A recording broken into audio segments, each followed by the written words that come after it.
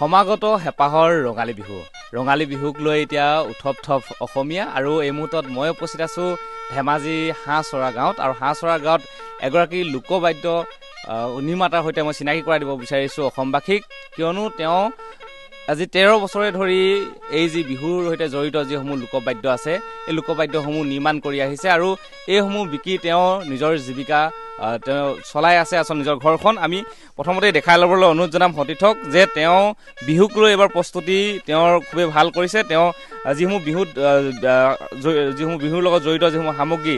টকা ঢোলৰ মাৰি হওক গগনা পেঁপা যিসমূহ সামগ্ৰী আছে বাঁহী এইসমূহ সামগ্ৰী তেওঁ ইতিমধ্যেই নিৰ্মাণ কৰি ৰাখিছে আৰু এইসমূহ সামগ্ৰী তেওঁ নিৰ্মাণ কৰি বিভিন্ন ৰাইজক আচলতে দিছে আমি সতীৰ্থক দেখাবলৈ অনুৰোধ কৰিম এওঁ হৈছে কৃষ্ণকান্ত গগৈ তেওঁ আজি 13 বছৰে ধৰি এই লোকবাদ্যৰ লগত জড়িত আৰু তেওঁ ইতিমধ্যে নিজেও কেইবাটাও লোকবাদ্য তেওঁ নিজেই সৃষ্টি কৰিছে আমি কথাখিনি পোনপটীয়াকৈ জানিবলৈ চেষ্টা কৰিম এবাৰ বিহুক লৈ কেনেধৰণৰ প্ৰস্তুতি আৰু বিহুক লৈ কেনেধৰণৰ আচলতে সামগ্ৰীসমূহ নিৰ্মাণ কৰিছে বিশেষকৈ বিহু বুলি ক'লে আপোনালোকৰ প্ৰস্তুতি থাকেই এবাৰ কেনেকুৱা ধৰণৰ আপোনালোকৰ প্ৰস্তুতি বিহুক লৈ প্ৰস্তুতি এইবছৰতকৈ সেইবছৰ আগবঢ়াব লগা হৈছে যিহেতু অসম চৰকাৰে বিহু বিশ্ব দৰবাৰত প্ৰতিষ্ঠা কৰাৰ পিছৰ পৰা গগনাকে আদি কৰি বিহু বস্তুবিলাক যথেষ্ট বেছি আগ্ৰহী হৈছে আমাৰ নাচনী ঢুলীয়াসকল আৰু তাৰ ফলস্বৰূপত আমাৰ বস্তু বিক্ৰীটো অলপ ভাললৈ আহিছে গতিকেলৈ যথেষ্ট বেছি বনাব লগা হয় এতিয়া ৰাইজে আপোনাক এনে এটা কি বুলি চিনি পায় এই অঞ্চলত মোক আচলতে মোৰ নাম একেটাই কৃষ্ণকান্ত গগৈ বহুলো জেগাৰ পৰা যেতিয়া দূৰৰ পৰা মানুহ আহে তেতিয়াহ'লে হয়তো নামটো পাহৰিবও পাৰে তেতিয়া মই এটাই চিনাকি দিবলৈ কওঁ যে ইয়াত ঢোল খোল চাউনি কৰা মানুহজনৰ ঘৰ ক'ত বুলি ক'লে আপুনি কিমান বছৰৰ পৰা কৰি আছে মই 2012 চনৰ পৰা কৰি আছোঁ এতিয়া হয় 12 চনৰ পৰা আৰু এই সামগ্ৰীসমূহ লোকবাদ্যসমূহ আপুনি বিক্ৰী কৰি নিজৰ ঘৰখন আচলতে চলাই আছে হয় মই প্ৰথম 2 বছৰমান অন্য কামো কৰিছিলোঁ তাৰপিছত নাম ল'ব লাগিব মিণ্টু চুতীয়া বুলি আমাৰ গাঁৱৰ বিহুৱা ল'ৰা এজনে তেওঁ আচলতে মোক প্ৰেৰণাটো দিলে যে কৃষ্ণ তই যদি এই বস্তুখিনি বনাবলৈ লৈছ ভালকৈ ল যথেষ্ট চাহিদা আছে সন্মান আছে সেইবুলি কোৱাত মোৰ সাহসটো বাঢ়ি পিনি যিমান পাৰোঁ বহল পৰিসৰত ল'বলৈ যত্ন কৰিলোঁ এতিয়া আপোনাৰ নিজৰ কিছুমান নিৰ্মাণ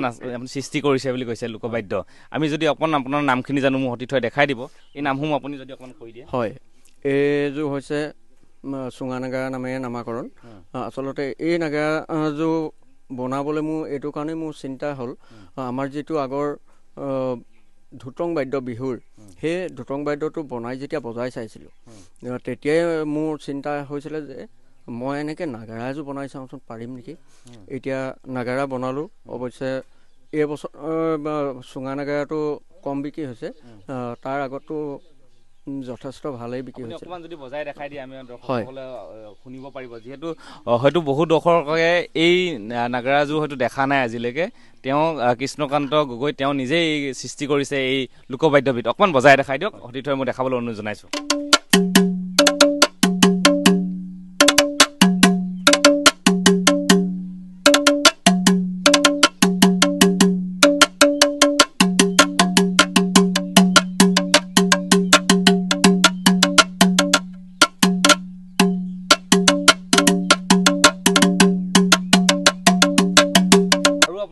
সৃষ্টি কি আছে যদি আমি চাবলৈ পাৰোঁ আৰু নিজৰ সৃষ্টি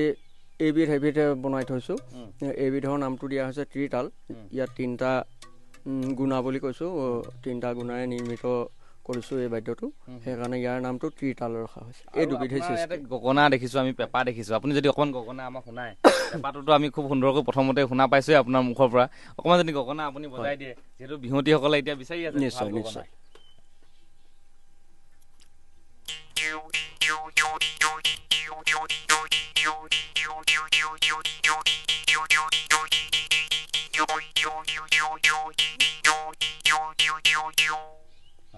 খুব সুন্দৰকৈ আপোনাৰ লগত যদি যোগাযোগ কৰিবলৈ হয় ৰাইজে কেনেধৰণে কৰিব যোগাযোগ নাম্বাৰটো অকণমান যদি হয়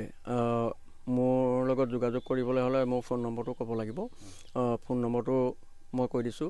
6002347446 এয়া হৈছে মোৰ যোগাযোগৰ নম্বৰ এইসমূহ সামগ্ৰী আপোনাৰ পৰা ল'ব পাৰিব আপোনাৰ যোগাযোগ কৰিলে নহয় জানো শেষত অসমবাসীক কি ক'ব বিহু একেবাৰে সমাগত আৰু এতিয়া অসমবাসীক মই ৰঙালী বিহুৰ শুভেচ্ছা আগতীয়াকৈ জনাইছোঁ যাতে আমাৰ অসমবাসী সুখে থাকক, শান্তিৰে থাকক, শান্তিময় মনোভাৱ যাতে প্ৰতি মুহূৰ্ততে জাগৃত হয় আৰু আমাৰ এই যিবিলাক লোকবাদ্য লুপ্তপ্ৰায় হ'বলৈ প্ৰায় কৰাল কাষত পৰি আছে, সেই লুপ্তপ্ৰায় অৱস্থালৈ যোৱা যিবিলাক আমাৰ লোকবাদ্য, সেই লোকবাদ্যসমূহ ৰাইজে যাতে আঁকোৱালি লয়, তেতিয়া আমি পশ্চিমীয়া সংস্কৃতিৰ যিবিলাক বাদ্য সেইবিলাকতকৈ আগত যাতে আমি অসমবাসীৰ যিটো আমাৰ লোকবাদ্য সেইটো চিনাকি দিবলৈ পালে আমি নিজকে বেছি গৌৰৱান্বিত বুলি ভাবিম। আমাৰ যিসমূহ আপুৰুগীয়া লোকবাদ্য আছে সেইসমূহ আমি জীয়াই ৰাখিব লাগে। খুব সুন্দৰ কথা কৈছে কৃষ্ণকান্ত গগৈ ডাঙৰীয়া। আৰু ইতিমধ্যে আমি দেখাইছোঁ এয়া তেওঁ বিহু প্ৰস্তুতি, আৰু এনেধৰণে এতিয়া প্ৰত্যেকজন অসমীয়াই ৰঙালী বিহুক লৈ সাজু হৈছে। আৰু তেওঁ ইতিমধ্যে কৈছে যে 2012 চনৰ পৰা তেওঁ এই লোকবাদ্যসমূহ নিৰ্মাণ কৰি আছে। আৰু ধেমাজি হাঁহচৰা এখন যথেষ্ট ভিতৰুৱা গাঁও বুলি ক'লেও ভুল নহ'ব, এই গাঁওখনৰ পৰা তেওঁ এই সাধনা আচলতে কৰি গৈছে আৰু সকলো অসমবাসীৰ ৰাইজৰ পৰা সহায় সহযোগিতা তেখেতে কামনা কৰিছে।